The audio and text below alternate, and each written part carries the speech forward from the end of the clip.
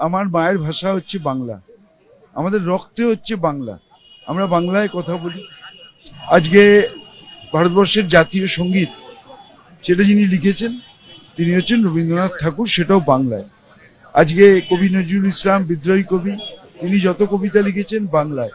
এমনকি আজকে যে আমরা বন্দে মাতরম গাই, দেশমাতৃকাকে যে আমরা প্রণাম জানাই, সেই বন্দে মাতরম সেটাও লিখেছেন বঙ্কিমচন্দ্র চট্টোপাধ্যায়, কথা শিল্পী শরৎচন্দ্র চট্টোপাধ্যায়। আমরা তো সব কিছুই বাংলায়।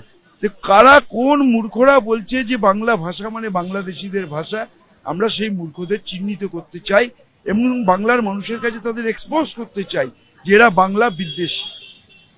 আমি কালকেও বলেছি, একদিকে তো আমাদের ন্যায্য পাওনা দিচ্ছে না, আমাদের আবাস যোজনার টাকা, গ্রাম সড়ক যোজনার টাকা, আমাদের 100 দিনের টাকা ভাতে মারবার চেষ্টা করছে।